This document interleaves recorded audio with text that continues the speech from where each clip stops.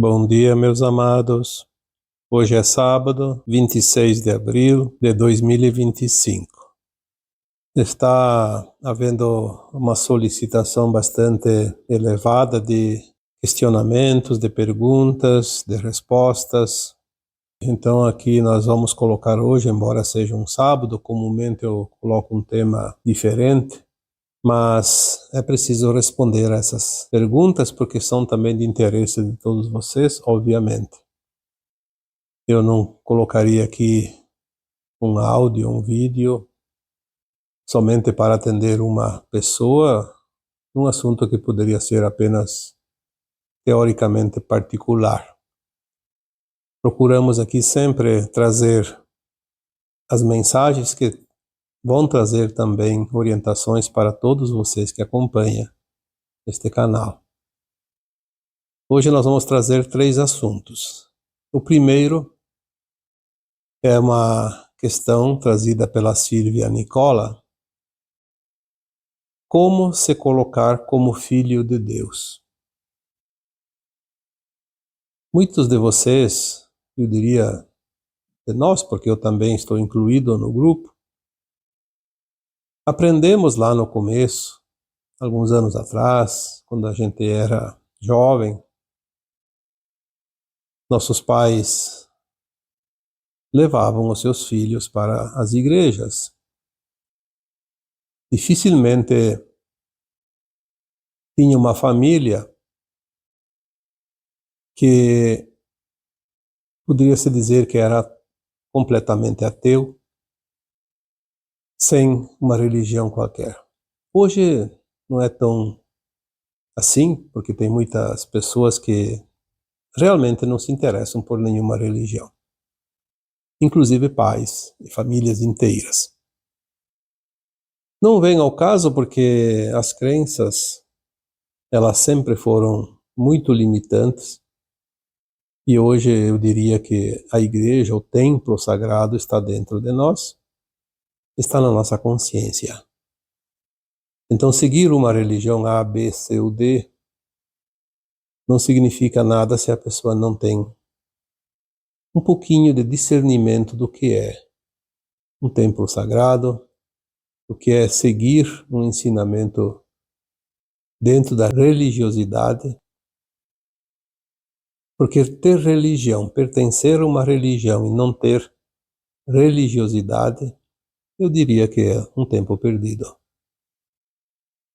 E nessas crenças limitantes, nós trazemos uma informação que nem sempre condiz com a realidade, como por exemplo, em referência ao Deus. Aprendemos que Deus era uma entidade que tudo via, que tudo controlava, e que ai daquele que pisasse uma vírgula fora do caminho. O Deus se manifestaria como um julgador, um opressor, que viria para nos condenar. Tanto que, tempo de criança, se nós não fôssemos à missa todos os domingos, cometeríamos um pecado. Tinha que confessar com o padre que tinha falhado um domingo e não ter ido à missa. Ter um pensamento que não seja correto, que não seja decente, era um pecado grave. Imagina uma ação, né? Se o pensamento já era grave, a intenção de executar aquele pensamento e a ação quando executa aquela intenção, então era o inferno na certa. O Deus julgaria definitivamente ao final desta vida, quando a pessoa ia para o cemitério, seu corpo. Não se sabia que ali tinha uma alma que sobreviveria à morte do corpo físico. Então nos era prometido o céu ou o inferno eternamente, para sempre. Isso nos trouxe certos traumas e muitos medos. Muitas pessoas deixaram de viver a alegria da vida. Não vamos aqui dizer que concordamos com certas liberdades, mas a vida com alegria é viver na plenitude a vida. Experienciar aquilo que nós precisamos experienciar, aprender as lições. Porque um erro não é uma condenação. Um erro é sempre um aprendizado. Quando nós começamos a entender que somos almas experienciando um mundo de provas e expiações, nas polaridades de luz e sombra, aprendendo tudo que uma consciência possa realmente criar, seja na luz, seja na sombra, seja no bem, seja no mal, nós começamos a mudar também os conceitos da vida, do certo e do errado, e também daquilo que é pecado e que não é pecado, porque não existe, na verdade, um pecado, porque não há quem julgue. O único meio de ser julgado é a nossa própria consciência trazer para a realidade da vida aquilo que é determinante dali em diante. A experiência foi ética ou não foi ética? A ética é a baliza que diz aquilo que é o correto, que não é correto, aquilo que a consciência vai aceitar e depois aquilo que ela não vai aceitar também. E que não existe esse Deus julgador. Aliás, hoje nós já temos condições de compreender um pouco mais e chegamos à conclusão de que Deus, como nós aprendemos, não é correto. Não existe esse Deus personagem. Existe sim uma consciência suprema, criadora de tudo o que existe no cosmos infinito, que nós chamamos também de fonte criadora, ou então o Deus que ele representa, o de-eus, de todos os eus juntos, porque essa consciência maior, que poderíamos então aqui designar como Deus, é uma consciência que emana átomos, sementes, centelhas divinas, espíritos, almas, superalmas, e que nessas divisões de consciências se transforma inclusive em fractais, que é a condição do ser humano encarnado na Terra. A alma encarnada na Terra é um fractal de alma, nem alma inteira é, porque é uma consciência. Que o espírito nada mais é que a consciência maior, o eu superior, dividido depois em superalmas, almas e fractais, se dividem em tantas partes quanto necessário para explorar e cocriar mundos, galáxias, universos, estrelas, planetas, inclusive coisas que existem em cada planeta, em cada estrela. São as consciências. Porque se nós vamos ver que abaixo de um fractal de alma, que é a condição de um ser humano atualmente na Terra, em todas essas divisões existiram também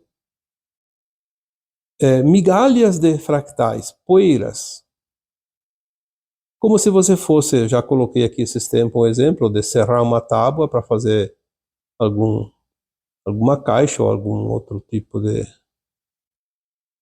produto, e aquela serragem não tem o que fazer, mas não tinha o que fazer. Hoje sabe-se que se pega a serragem, se aglomera e faz os aglomerados. A poeira cósmica, que na linguagem extraterrestre ou galáctica se conhece como Stardust, que é uma palavra em inglês, na verdade. Mas é a informação que chega sempre, não importa a língua que é usada.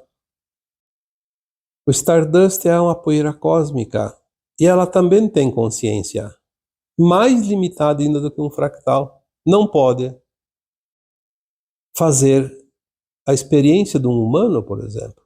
Então ela é agregada a reinos ainda menores do que o reino nominal. Então ela pode ser agregada em reinos mineral, vegetal e animal. É uma progressão. Começa pelo mineral, passa pelo vegetal e depois o animal, para depois sim ganhar corpo e ser agregada a uma consciência hominal. Aí ele já é um fractal. Então Deus é a consciência que forma todas as suas divisões. Como que uma consciência não pode ser uma entidade, não pode ser um personagem? Então é óbvio que este Deus personagem não existe e não há como ele julgar. Então quem é que vai julgar? É a própria consciência que está em cada superalma, em cada alma, em cada fractal. Porque abaixo do fractal não tem consciência responsável pelos seus atos. Por isso um animal faz o que deseja, a planta ainda pode menos e o mineral ainda menos. Mas eles não têm essa responsabilidade do ser humano. Aí quando vem essa pergunta, como se colocar como filho de Deus? Bom, então depois desta explicação, fica mais fácil. Você já está se colocando como parte da consciência maior. Você acredita porque você colocou essa pergunta? Como eu também já acreditei, e não tem nada de errado nisso, apenas com o tempo vamos entender que muda um pouco o panorama do entendimento em relação ao Deus. Mas eu entendi que a pergunta ela é um pouco diferente aqui porque não é sobre isso que eu estou falando que você quer saber. Eu apenas coloquei aqui uma explicação para que nós possamos compreender que nós somos filhos desta consciência porque somos parte dela.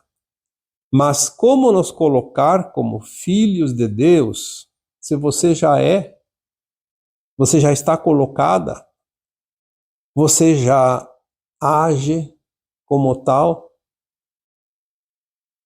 E para merecer essa condição que eu entendi, que você quer saber como proceder, como exercer o teu dia a dia, as tuas ações, o teu viver como filho de Deus. Esta consciência maior que nós conhecemos então como Deus, ela não cobra nada de ninguém. Porque ela solta a semente para que essa semente se reproduza e cocrie o tempo todo. E é preciso cocriar em todas as possibilidades, na luz e na sombra. Sem a sombra, a luz não cria, porque, como eu falei num áudio esses dias, a matéria escura é predominante em qualquer lugar para que nós possamos trabalhar essa matéria e cocriar algo que seja positivo. Como também podemos cocriar desta mesma matéria algo negativo, o bem e o mal. Para você se colocar como parte dessa consciência suprema, se você já é, não precisaria fazer absolutamente nada para ser ou ter essa condição de filho de Deus, dessa consciência suprema. Mas como ser o melhor? Talvez seja isso que você queira saber. Como ser digna de dizer eu sou filha de Deus? É você fazer aquilo que você deseja fazer e conhecer e reconhecer cada ação como responsabilidade tua.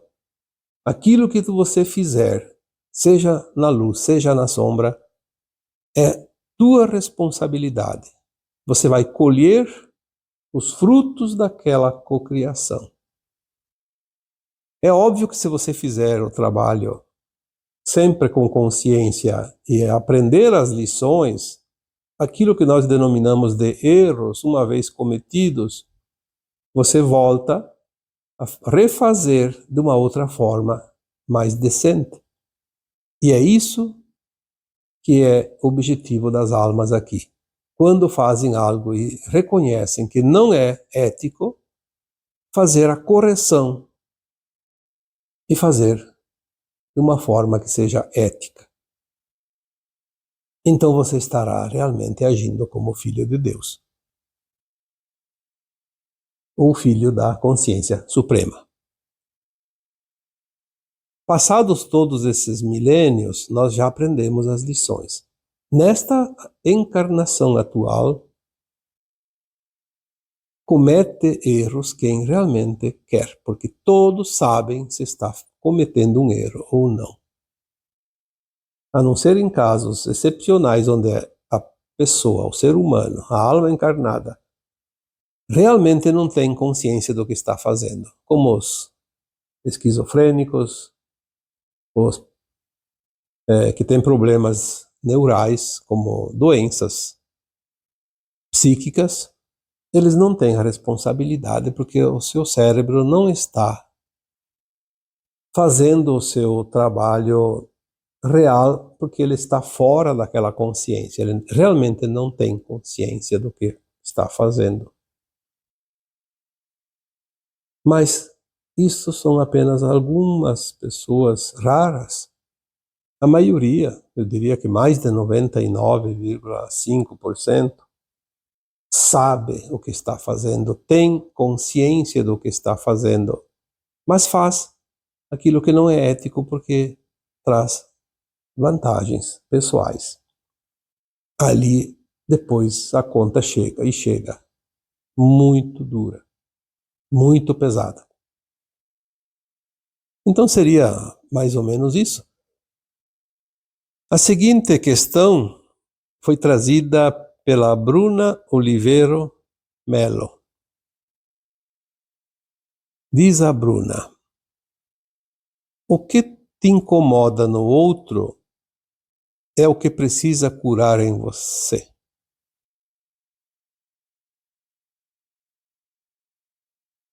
Bom, ela pede como proceder, como entender isso. Como assim? O que te incomoda no outro é o que você precisa curar em você. Nós falamos muitas vezes do espelhamento. Todos nós temos a luz e a sombra, todos nós temos aprendizado naquilo que consideramos ético e não ético. Todos nós temos experiências de muitas vidas, muitas encarnações neste planeta de provas e expiações. Aprendemos as duras penas, mas também aprendemos às vezes praticando o bem. E quando erramos a fórmula, como se diz, pagamos o preço. Para facilitar que cada alma encarnada consiga avançar mais rapidamente no seu progresso espiritual, na sua ascensão da sua alma, existem mecanismos dentro das leis naturais, dentro das oportunidades que o universo nos coloca à disposição em cada momento, que é o trabalho em grupo. Por isso, agora o planeta está cheio de gente. Houve um tempo que o planeta tinha poucas almas encarnadas. Mal se conheciam porque viviam em cavernas, em tribos distantes. Mas na medida que foi crescendo a população, a aglomeração também aumentou, as cidades cresceram, os condomínios, os edifícios, as comunidades de bairros, enfim, as famílias aumentaram também, numa época, um grande número de filhos, cada família.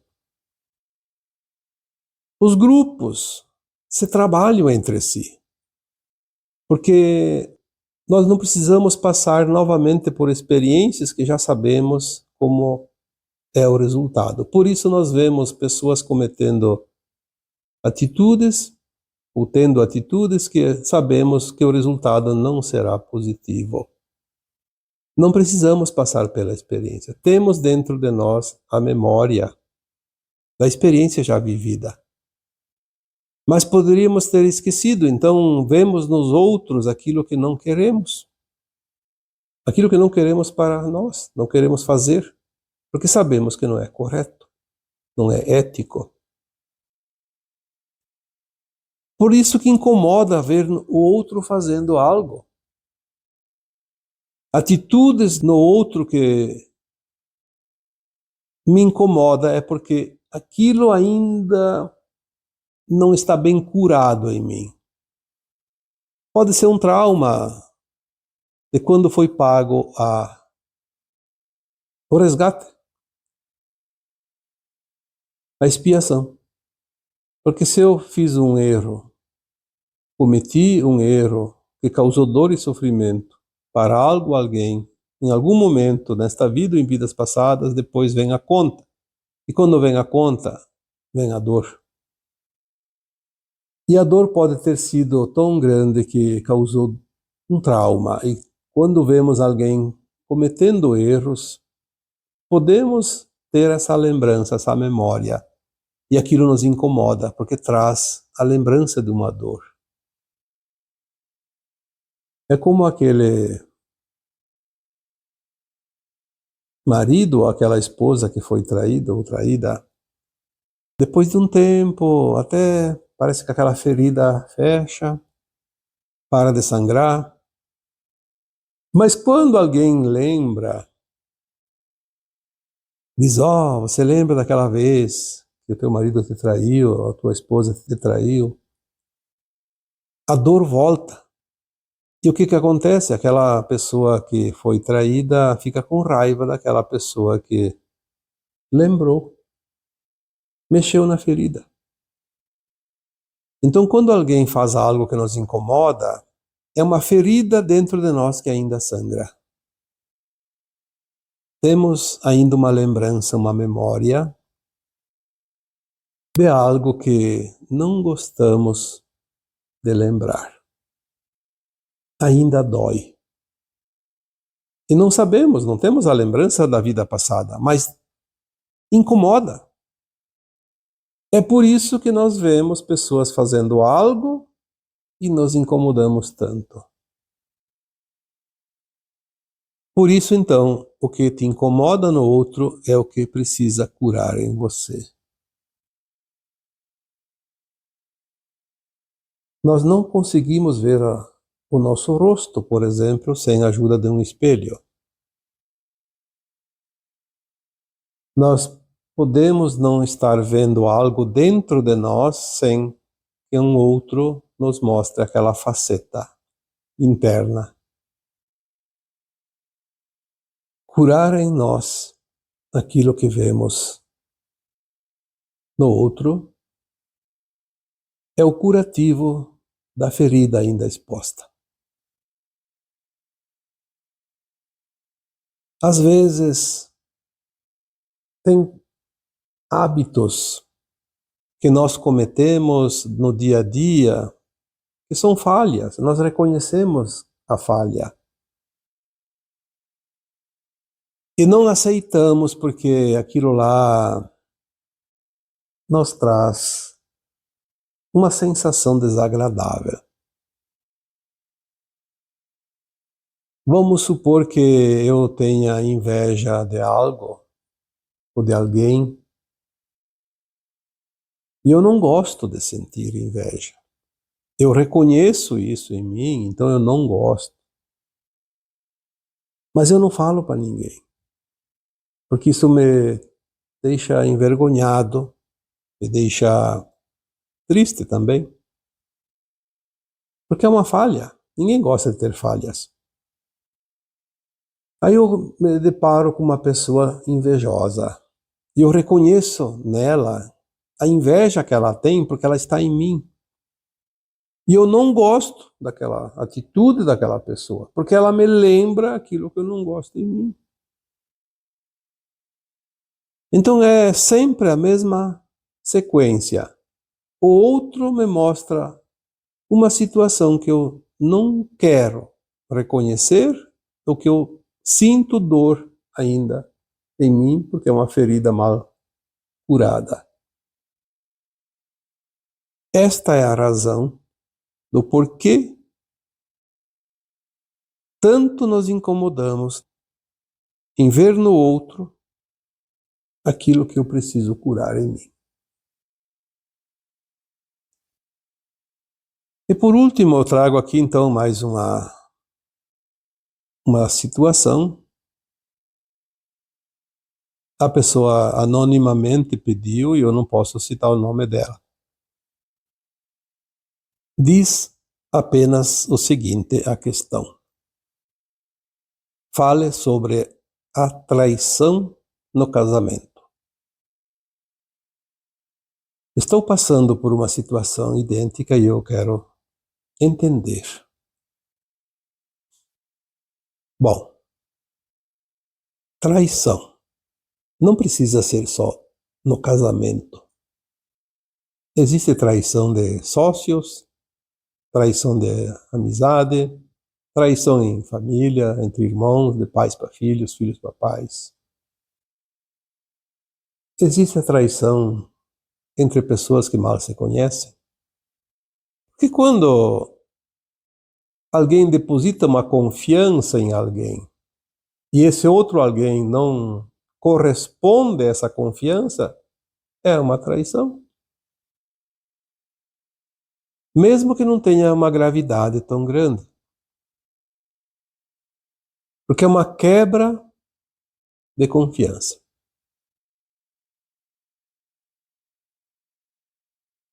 A confiança é uma fidelidade. E a traição é a quebra da fidelidade.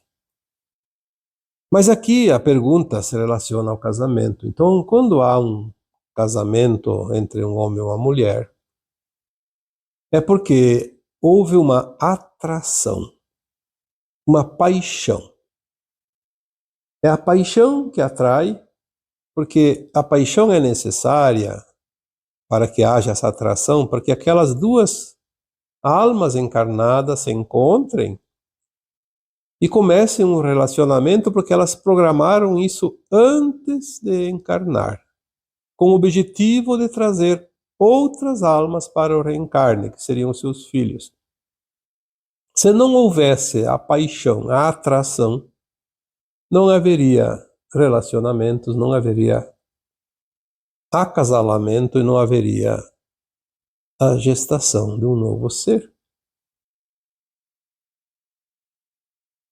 Então ela é armada de tal forma e com tal energia que esta relação ela cria um elo muito forte, não só pela atração, mas pela paixão.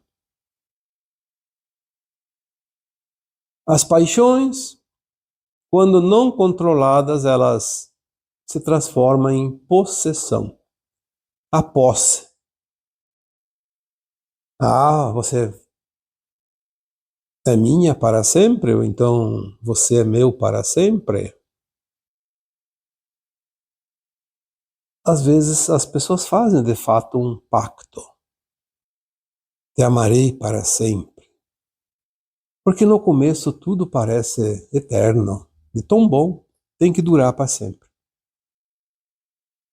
E nem sempre é assim. Quando chega um momento que a razão daquela paixão não existe mais. Por uma razão qualquer, que não vem ao caso, uma das partes já não tem mais aquela atração tão ativa como no começo. E como a energia, a lei da atração, a energia sexual principalmente, são energias potentes, muito fortes, porque são energias co-criadoras. E essa energia, ela está solta, como se diz. E se ela não é direcionada para o seu cônjuge, como deveria ser, ela vai acabar indo para algum lugar. Provavelmente para outra pessoa. Nesse caso, do sexo oposto.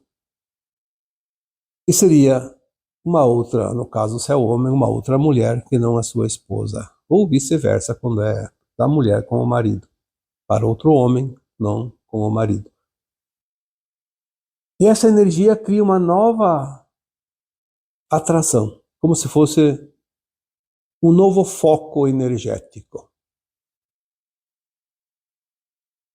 E quando há energia, essa energia precisa de ser direcionada. A energia não some por si só. Se a energia está comigo ou está com você, se está comigo, eu tenho que direcionar para alguém. Se está com você, você vai ter que direcionar para alguém. A energia não fica parada, ela vai se movimentar. Energia parada vira doença, porque ela se acumula, começa a incomodar. A energia precisa ser canalizada, mas tem que ter cuidado para canalizar na direção que não cause dor e sofrimento. Aí a pessoa diz assim, mas sim, eu estou com energia sexual tão grande, eu não posso mais direcionar para minha esposa, porque eu não tenho mais atração por ela, não me sinto bem. Então eu tenho que canalizar com outra mulher, ter sexo com outra mulher, então, para canalizar essa energia? A resposta é bem simples, mais simples do que você possa imaginar. Esta é apenas uma possibilidade, talvez a pior das possibilidades, porque vai causar problemas com a tua esposa. Ela vai considerar uma traição. Então, o que fazer com essa energia? Se ela é uma energia criadora, energia sexual é uma energia criadora. Ali que está o grande segredo. Todos nós podemos canalizar a energia sexual não utilizada em relações sexuais para co-criar qualquer coisa. Pode fazer a caridade, pode fazer poesia, pode fazer música, pode fazer qualquer coisa, inclusive curas. A energia sexual bem canalizada, ela tem um poder curador muito grande. E assim é todas as energias, não é só sexual. Se eu tenho um dom, por exemplo, como muitas pessoas têm um dom mediúnico. Quantas pessoas têm canal mediúnico maravilhoso? É uma energia que precisa ser canalizada da forma e do jeito que um médium trabalha, servindo, de certa forma, outras pessoas e inclusive seres desencarnados, porque o médium é um medianeiro entre dois planos, o encarnado e o desencarnado, o mundo físico da matéria da Terra e o mundo astral. Aqui poderíamos dizer a terceira e a quarta dimensão e outras dimensões também. Se essa energia não for canalizada, o que acontece? O médium não consegue canalizar porque ele não quer, ele não aceita a mediunidade, então ele não canaliza essa energia para alguma coisa útil. ele começa a ter problemas de saúde. A energia acumulada é como água parada. Não tem uso, ela vai estagnar e vai começar a ter energia negativa. Ela se deteriora. A traição no casamento, segundo a pergunta aqui, é uma situação dolorosa quando nós não aceitamos que o outro está passando por uma experiência. Ele causou dor, porque a traição é uma dor, mas é uma experiência que ele precisava passar. Se ele já sabia, ele está repetindo. Como é repetir? Vai dobrar a conta. Ele quer saber como que é, a alma dele quer experienciar. Como é dobrar a aposta? Se ele gastava 100 reais e não ganhava nada, ele gastou 200 e não vai ganhar nada, quer dizer, prejuízo dobrado. Então ele vai ter um prejuízo dobrado. Se ele já sabia que trair, depois ele tinha que pagar a conta, agora, sabendo disso, a conta vai dobrar. O karma vai dobrar. Então, quando alguém trai, o traído tem que olhar para o traidor e dizer assim: puxa vida,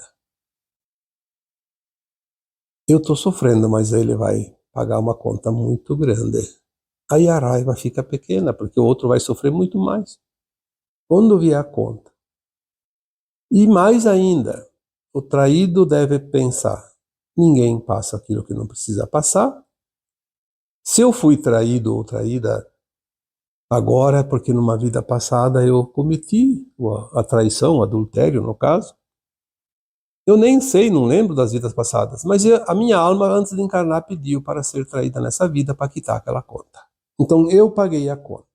Tá duro, tá doendo, mas o outro ainda vai ter que pagar. Quando nós entendemos esse jogo, a dor fica menor. Claro que não vai eliminar a dor, porque a dor está ali.